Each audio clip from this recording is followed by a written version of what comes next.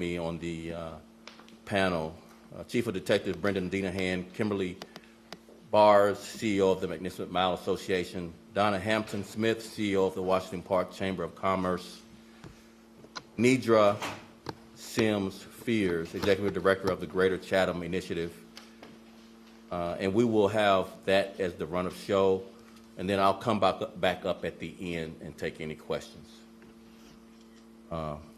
Behind me today is a video that a small dedicated team of detectives put together that you'll see here shortly. The video is a compilation of surveillance footage that shows approximately 80 windows and doors being broken out on the night of August the 10th. The video is 47 minutes long and is posted on CPD's website. Each window and door that was broken that night left our city wounded.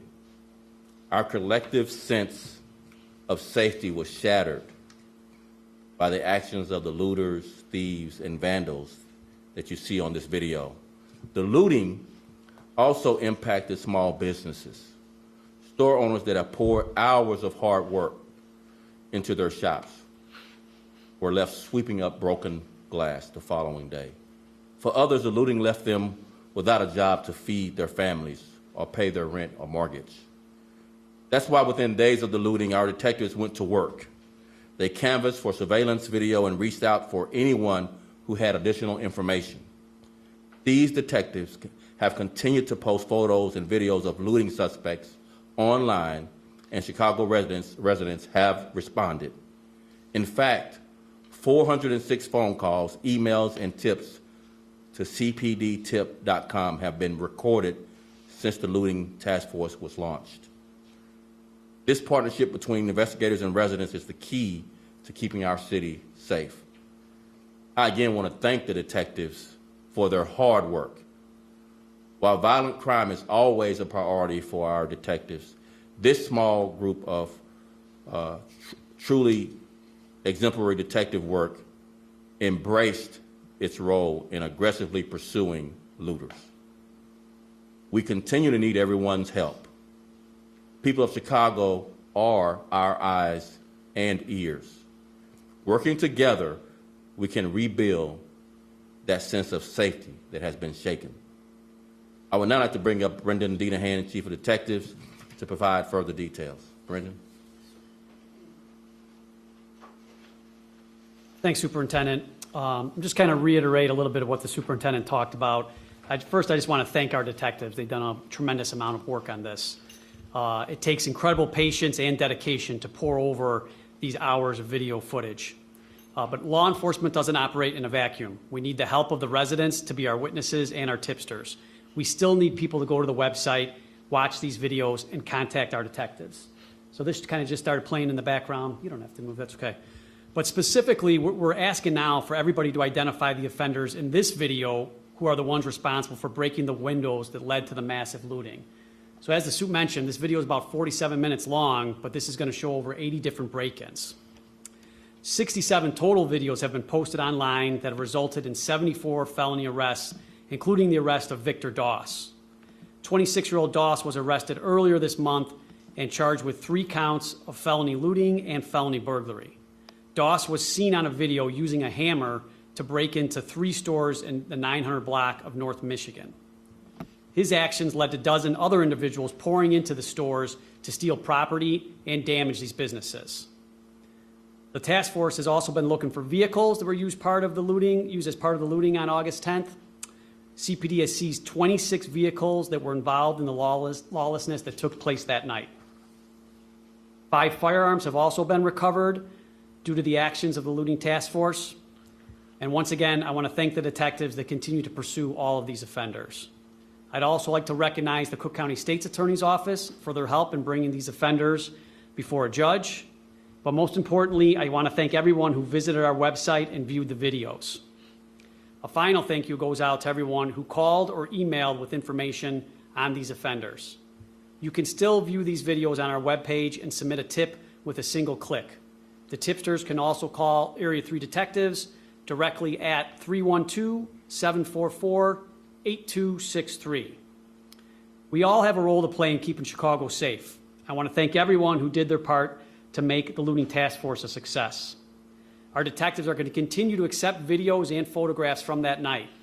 If you have any additional images or information, please contact the looting task force.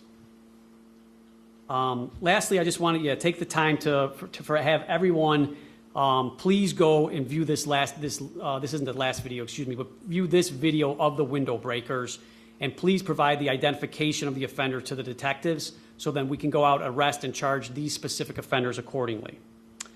Now I'd like to introduce Kimberly Bars from the Mag Mile Association. Kimberly?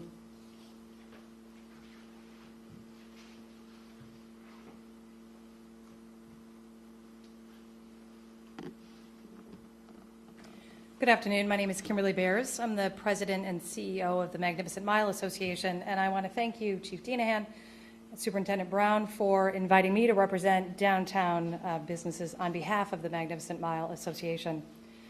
Chief Denahan, you and your dedicated team of detectives have worked tirelessly on behalf of our entire city this summer. We are encouraged by the tremendous results that we have seen downtown and throughout the city as an outcome of our collaboration, communication, and cooperation. Community support is key to the 5-point plan outlined by Mayor Lightfoot earlier this summer, and we're well aware that this is a citywide effort. I look forward to hearing from Donna Hampton-Smith from the Washington Park Chamber of Commerce and Nidra Sims-Fears from the Greater Chatham Initiative. Getting back to business in an equitable, safe, and responsible manner is important for our neighborhoods and downtown to thrive. In fact, Chicago boasted one of the nation's fastest growing downtown populations in recent years. The Magnificent Mile District is now home to one of the city's largest neighborhoods and has 110,000 residents that call it home. Its residents and those thousands of businesses that are in downtown and in our district have expressed relief after several weeks without any looting or property damage. I want to thank the police department for their partnership. We've made good progress on, excuse me, on the 5-point protection plan outlined by Mayor Lightfoot. We applaud the all-hands-on-deck approach and the impressive coordination between CPD and various city departments to achieve rapid deployment when needed. We feel more secure with an enhanced and visible police presence in the district. We've received positive feedback from our members specifically about the looting task force's work to engage suspects selling stolen merchandise.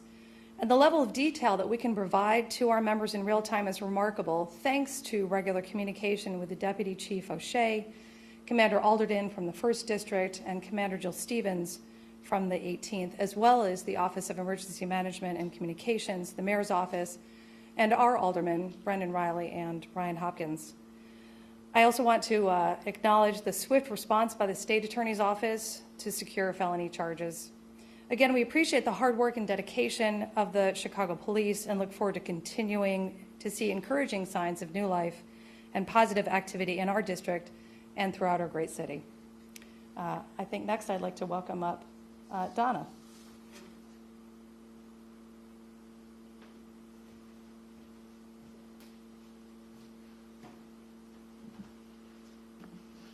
Thank you so much.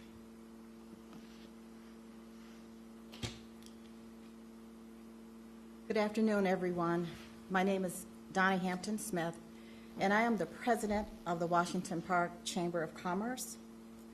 The Washington Park Chamber of Commerce is committed to working with our business district to provide them with regular public safety security alerts and our scheduled monthly Zoom meetings with our 2nd District CAPS Division.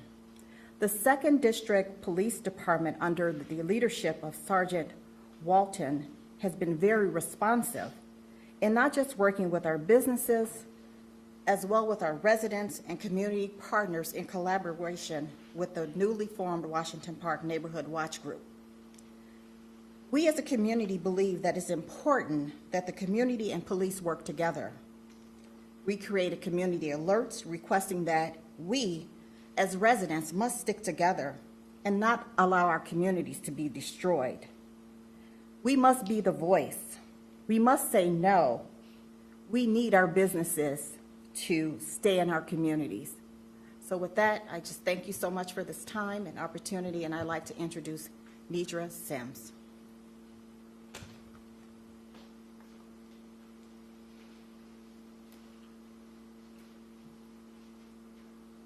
Thank you, Donna. My name is Nidra Sims Fears. I'm the Executive Director of the Greater Chatham Initiative. We serve 4 communities on the south side of Chicago: Chatham, Avalon Park, Auburn, Gresham, and Greater Grand Crossing. And I realize that we have 120,000 people to your 110. So I guess we're equivalent to downtown Chicago. And we have been hard hit by the looting. And one of the things that I notice is that when we have food giveaways in our community, the lines started getting very, very long. The restaurateurs started letting us know that their sales were up. And so we realized that the looting has negatively impacted us and basically made some parts of our community a food desert. We looked at the 55 small and medium and large grocers in our area, and we have lost 17 of them, or 30%. And we believe about 2/3 of that is directly because of the looting. And so I just want to lift up that looting is not a victimless crime. When you see people who cannot eat, when in our community we have kind of 2 groups of folks. We have renters, and their average income is $22,500, and we have homeowners, and their income is $55,000. About 40% of our folks don't have cars, and so they like to walk to the grocery store. And when those grocery stores were looted, along 79th Street, along Cottage Grove Avenue, and along Ashland Avenue, we created food deserts. And so I just really want to share that the looting has negative impact because people now are too bus rides away from getting food. Many of our folks are banking insecure, so they don't have credit cards, so they can't call Joel Osco and say, please deliver. So I just want to share that the looting has long-lasting impact. We hope those grocers come back to our community, but if they don't, then we're looking at how do we reimagining retail along our corridors so we can serve the least of us. Okay, thank you. I'll take any questions you have. Superintendent Brown, you said that, I think there were 74 felony arrests, Chief Denahan said. Yes. What kind of jail time or fines would these people be facing? All of them face felony charges. I'll have Brendan come back up and follow up what they might be facing. Again, they, assumed innocent until proven guilty. Obviously, they have the right to, reasonable bail. They haven't been convicted of anything. They've been charged. Much of this is on video, so we have strong evidence, we believe. And I'll let Brendan follow up on charges and what the penalties might be. Thanks. Sure. Just to follow up what the soup said. I mean, they're all charged with felonies. Like, obviously, that's our job, right, to go out and arrest them, and the state's attorney's office is to charge them, and then we turn them over to the court system. So the court system will make that determination. The judges make the determination on bond and how much actual jail time they will get. So, I mean, we're in the beginning stages at this time, but that's, we really try to have the detectives focus on what their job is and what they can control. Their job is to do the work and to go effect the arrest, and that's what they're doing, and they're doing an excellent job. The next step, the state's attorney's office, and then we'll let the criminal justice system take responsibility for their end of it. So we try to really get these guys to focus on their job, and they're doing a great job. So our job is to do the arrest. We're not in control of the rest of it. So that's where we're at. And I think just as a follow-up to this, I know it's important what Brendan just said. Police officers have their role in arresting people. I think it's important that we not tip the scales one way or the other as it goes forward, but I have consistently asked for more time for crimes like these, that these people are staying in jail longer than they do. But that's the extent of where we want to go in the scale tipping, because there's independence along the way. We're not judge and jury. We're arresting officers, state's attorneys charging, the courts decide sentencing.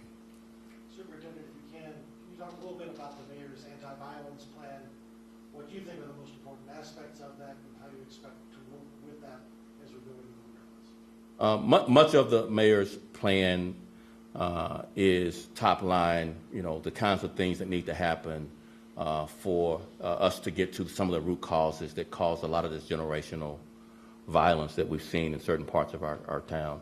I think what's really important that I want to emphasize is the reform aspects for our police department. I wanted to really make this point.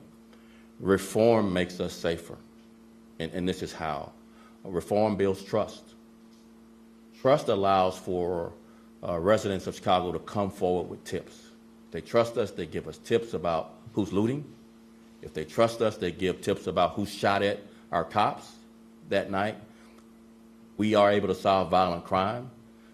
People who shoot at our young people, if they trust us, witnesses come forward and give us the evidence we need to solve those crimes. We can take these people off the street. And so reform, building trust, makes us all safer because it helps us fight crime, and it helps us protect our first responders. You know, we've had 66 officers shot at or shot this year, the most on record here in Chicago. Someone knows who shot at our cops. If they trust us, they come forward with that information. So it's also reform helps us protect our officers. It's an officer safety issue. So I would say the top line in the mayor's violence reduction plan is reforming the police department needs to be a continued focus of our department, meeting the consent decree as a floor, not a ceiling, of things we need to do to help build trust in the community. Superintendent Brown, to piggyback off of that, this question is from WLS. They say there is a heavy emphasis on fulfilling the consent decree, but also, quote, a large-scale reconsideration of CPD's role in maintaining and fostering public safety in Chicago. What does that mean?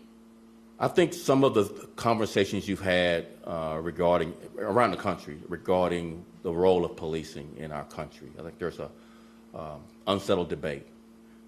Who decides what defund the police means? I think it's unsettled. It's in the eye of the beholder. For certain groups, defund the police need one thing, and others it means another. What we are talking about here, the mayor is emphasizing. An example would be mental health crisis. People who are suffering from mental health. And we want to put forth a pilot program that is a co-responder model to mental health response that not only responds to a person in mental health crisis with a mental health professional and a police, but also some of the front and back end work.